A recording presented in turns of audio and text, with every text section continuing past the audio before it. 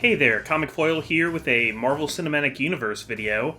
At the time I'm recording this, 8 out of 9 episodes of WandaVision have come out, which means that we're almost at the end of the first installment of Phase 4 of the Marvel Cinematic Universe. So I was thinking about this last night, and while I was thinking about it and talking to my wife, I kind of stumbled upon a theory in my head.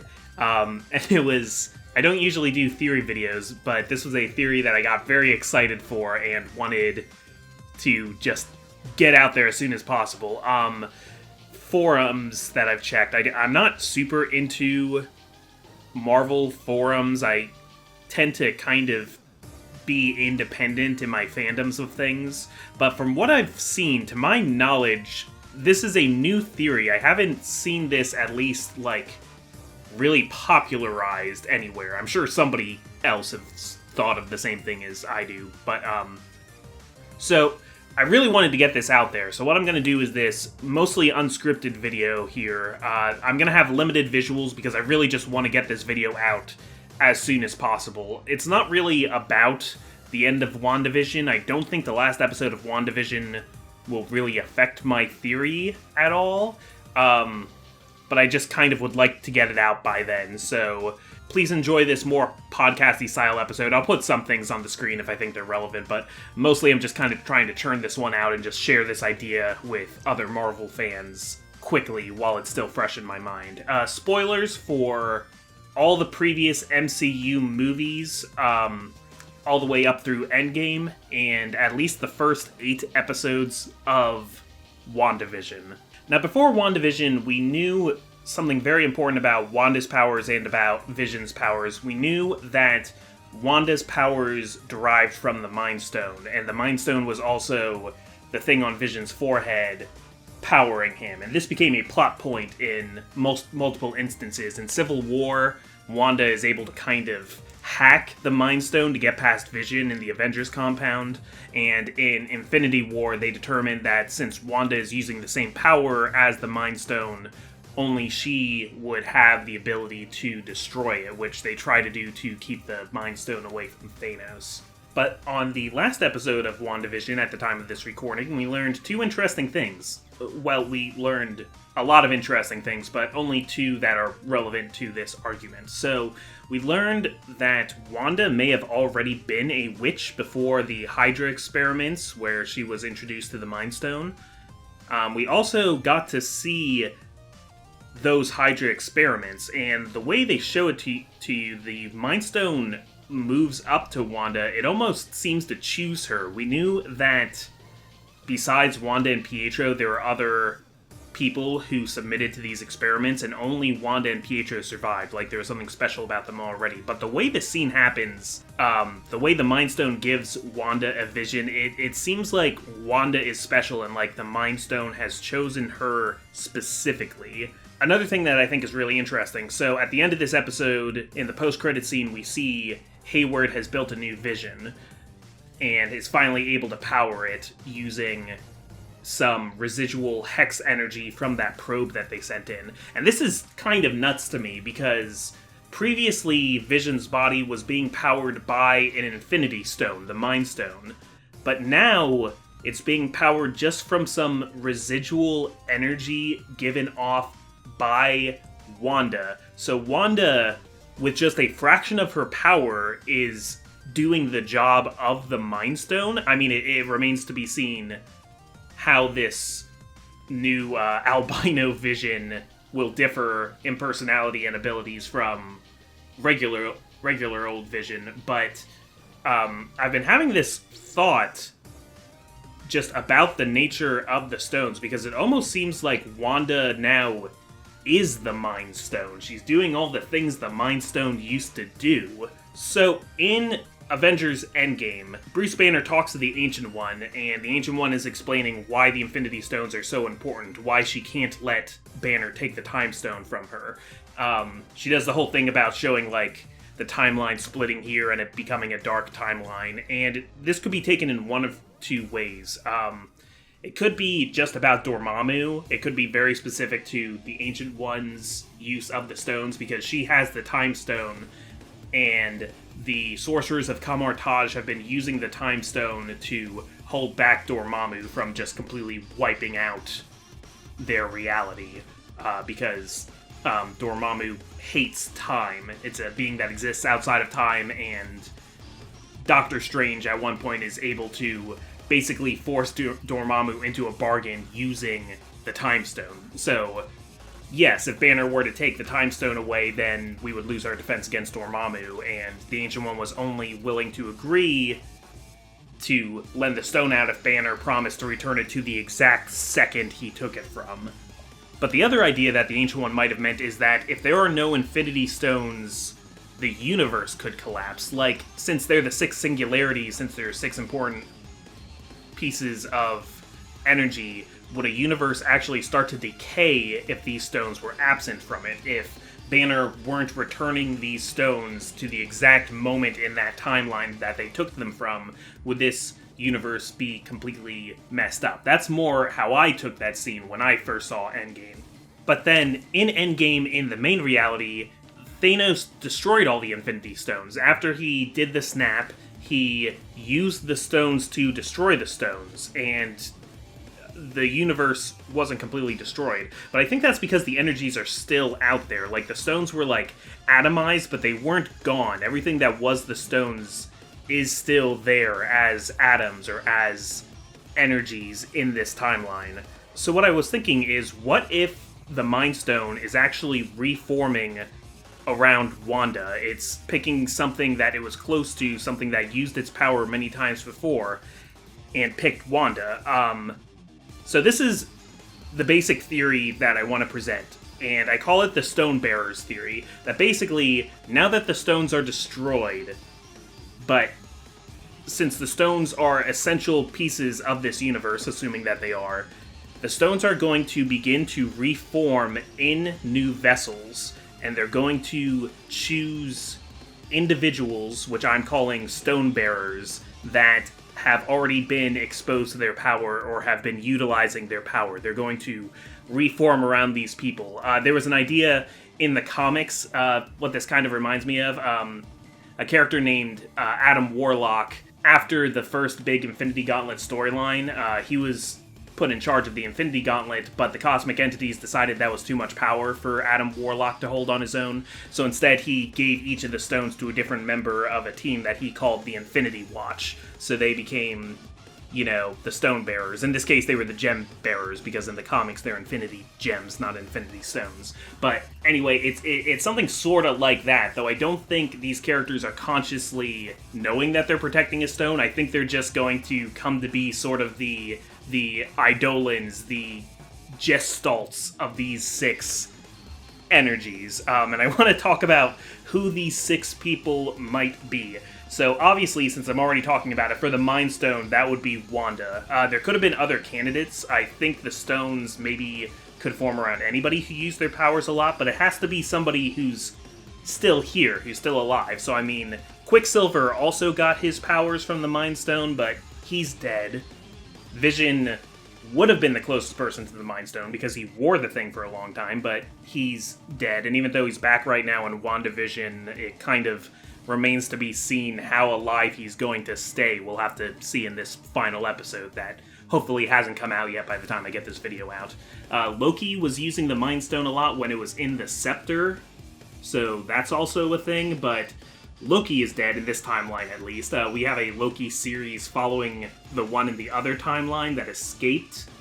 So we'll see what's going on with that, but I think Loki's off the table. So it would be Wanda, and we already saw Wanda's doing ridiculous things with her powers that come from the Mind Stone, and she's doing things that the Mind Stone was previously able to do on her own. In some cases without even trying. So that one almost goes without saying. Now, the closest person to Wanda's situation for this, it was a very similar origin story, is Captain Marvel. So Captain Marvel, Carol Danvers, got her power from the Tesseract, the Space Stone. When the Lightspeed engine exploded, it kind of bathed her in the powers. And you could also maybe look at this as like the stone choosing her, because you would think that would just kill somebody. We saw lots of people get disintegrated by the Tesseract's energy before, or the Red Skull get like teleported away by it and end up on Vormir. But the stones, like valiant individuals, there's this whole theming of he who is worthy, like Mjolnir. So she ended up with power from the Space Stone. Her abilities are generating photons, photon blasts, flying at super speeds. It was a light speed engine. So it's kind of like using the Space Stone, kind of just very quickly accelerating and moving particles. That's kind of how you could look at what Captain Marvel's power is. And she, as far as we know, is the most powerful person still tapping into that original power from the Tesseract. Remember, she didn't even get it directly from the Tesseract. She got it from an engine that had been powered by the Tesseract, but she is like one of the most powerful entities we know of in the MCU right now. Certainly one of the most powerful people fighting in the Battle of Earth alongside the Avengers.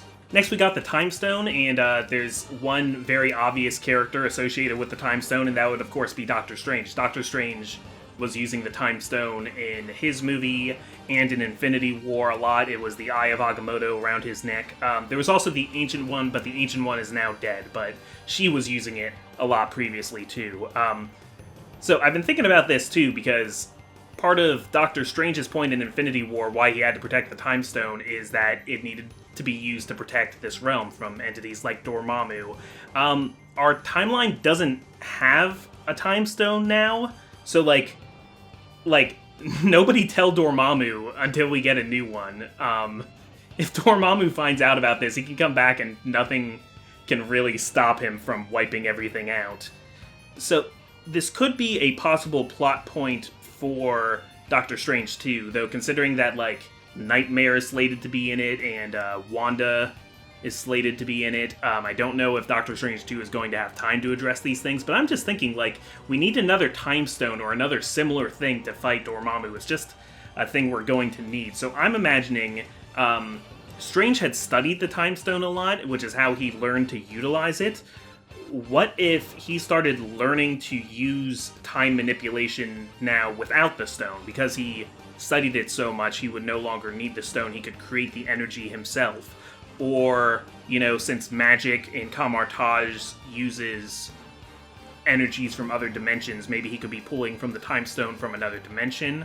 Or just somehow, because he needs this power to keep Dormammu pacified, he's going to figure out how to do time using the knowledge that he had while he had the Time Stone.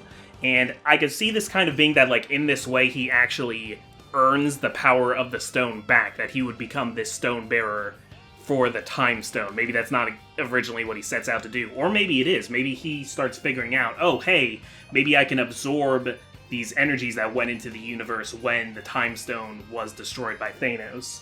Another thought I had, so yeah, the Ancient One was the Sorcerer Supreme, and in the comics, Doctor Strange becomes the new Sorcerer Supreme. He's kind of acting like the Sorcerer Supreme now, but he's never in the movies actually been given that title.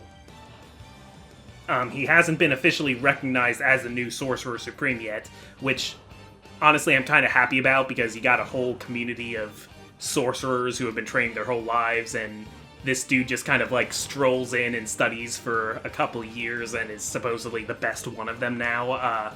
But that could be a thing that we talk about in Doctor Strange too. We got Doctor Strange, and we have Mordo is out there, who was very close to the Ancient One, pretty much the Ancient One's top apprentice, and they might both want to be the Sorcerer Supreme. Being able to harness the Time Stone and become a Stone Bearer might be a good way for Doctor Strange to prove that he is qualified to be the new Sorcerer Supreme. So next we have the Power Stone. This one is probably the weakest one. It's my least favorite, but I can't really think of a better one. So this one is Peter Quill, Star-Lord.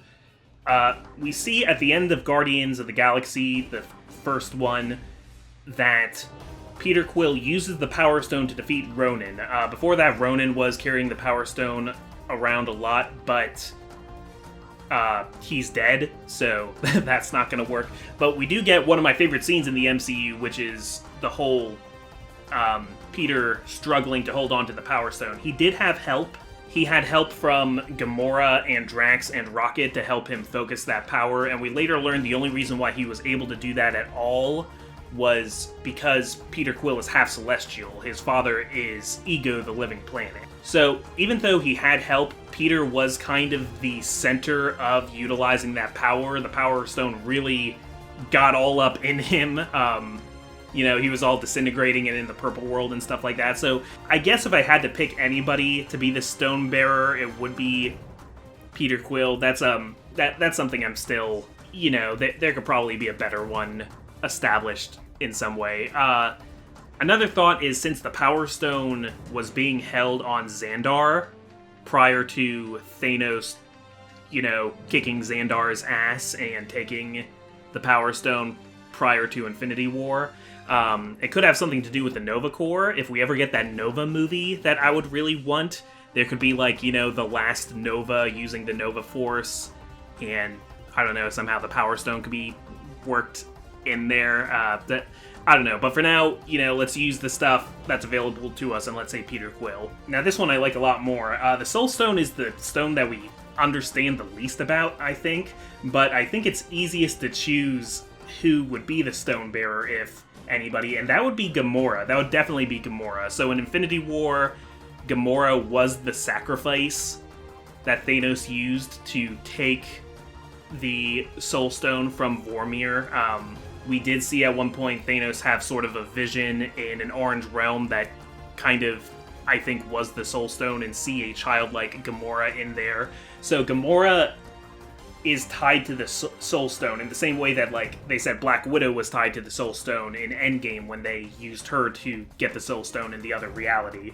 Now, a big question is, did Gamora survive Endgame? Because if Tony did the snap to destroy Thanos and all of his forces, would that have included Gamora? I'm pretty sure Gamora is still alive because, one, they just have too many stories they would probably still want to tell with Gamora. Two, there is a deleted scene in Endgame when we see Gamora walk off at the end of the battle, so they probably were planning to do that, and I'm pretty sure Guardians of the Galaxy Volume 3, or maybe that Christmas special, is going to involve the Guardians of the Galaxy continuing to search for Gamora. The other thing that we know Guardians 3 will probably involve is Adam Warlock. This was a character teased in the post-credits of Guardians of the Galaxy Volume 2, and I actually mentioned him before as a character who was very important in the comic event Infinity Gauntlet and the leader of the Infinity Watch. Adam Warlock as a character is very, very deeply connected to the Soul Stone. He basically is a aspect of the Soul Stone, and he always has it on his person, kind of similar to how Vision in the movies always has the Mind Stone.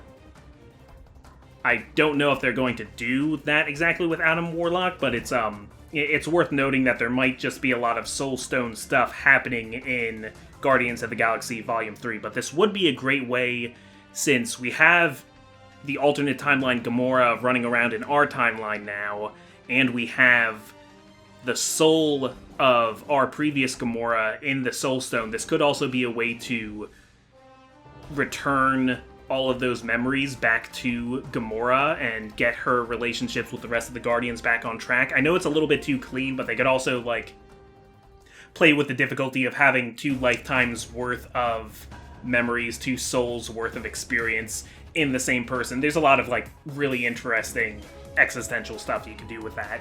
I think it would be pretty neat. But obviously, Gamora, Soul Stone, something's happening there, and we haven't really gotten an answer yet. The last one, and this really seals the deal for me of why I love this theory, is the Reality Stone. And I love it because it shows that this has actually happened before. An Infinity Stone has used a person as a vessel before, and this happened in everybody's favorite Marvel movie, Thor: The Dark World, and that person was Jane Foster.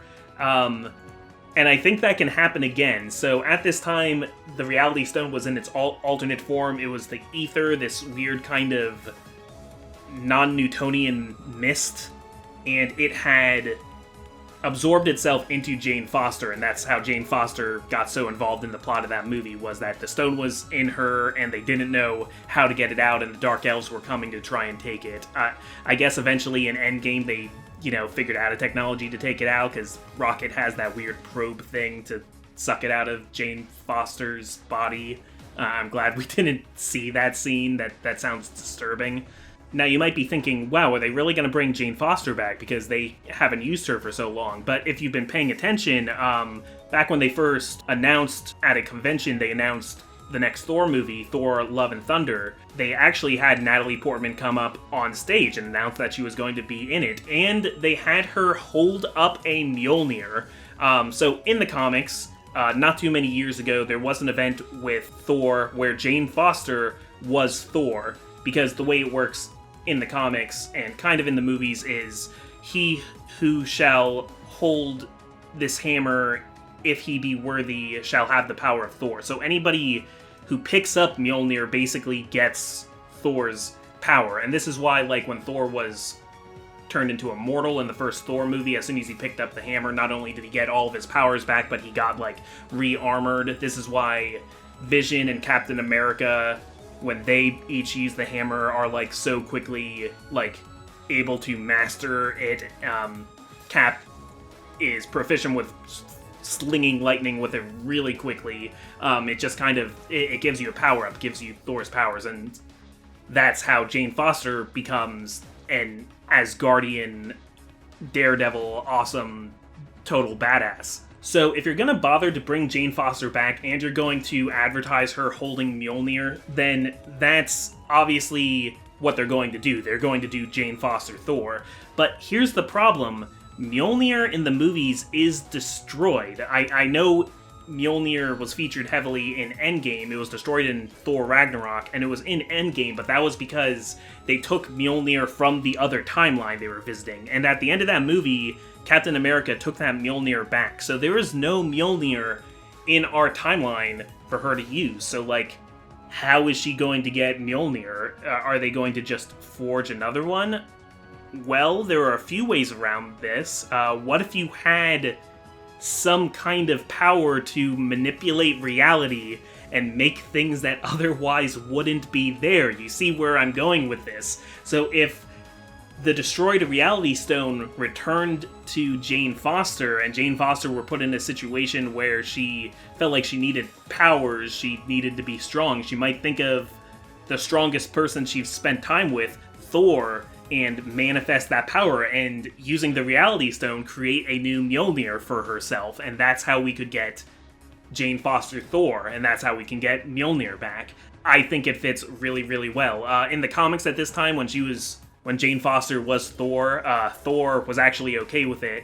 He was still running around. He was just using his name Odinson. He kind of denounced the name of Thor so that she could have it, and he was mostly using his old axe, Yarnborn. Now, Stormbringer in the movies has...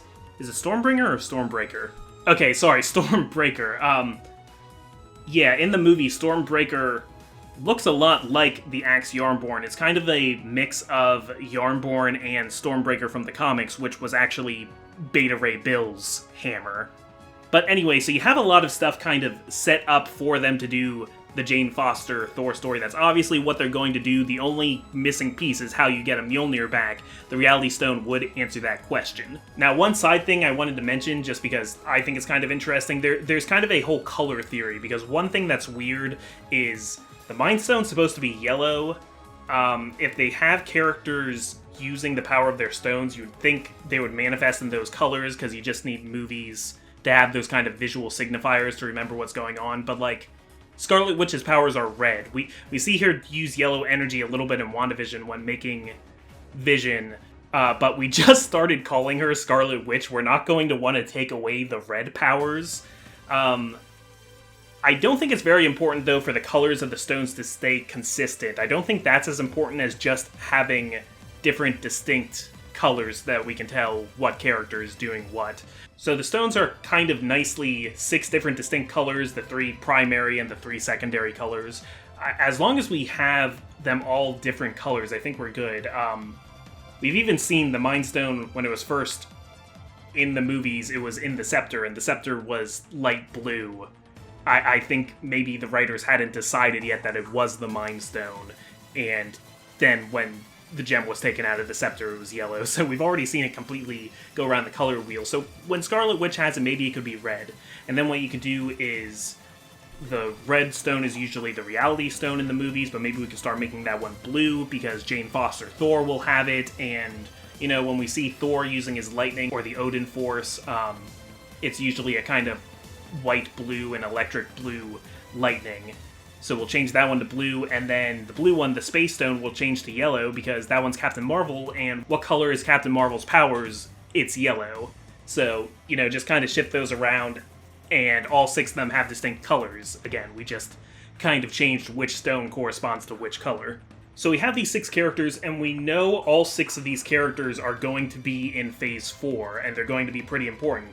Captain Marvel's getting another movie. Wanda not only has her own show right now, but is going to be in Doctor Strange 2. Doctor Strange is going to be in Doctor Strange 2. Star-Lord and Gamora are both going to be in more Guardians of the Galaxy movies. Also, like, the biggest will they, won't they romance, they'll both be Infinity Stones. Like, aw. And Jane Foster is coming back for Thor 4. So this could be all over Phase 4 and beyond. The big question, I guess, is they can do this, but should they do this? I mean, we know we have a lot of stuff coming that's completely unrelated to this. We have big question marks like, what is Shang-Chi going to be like? What are the Eternals going to be like? We're going to be getting mutant characters.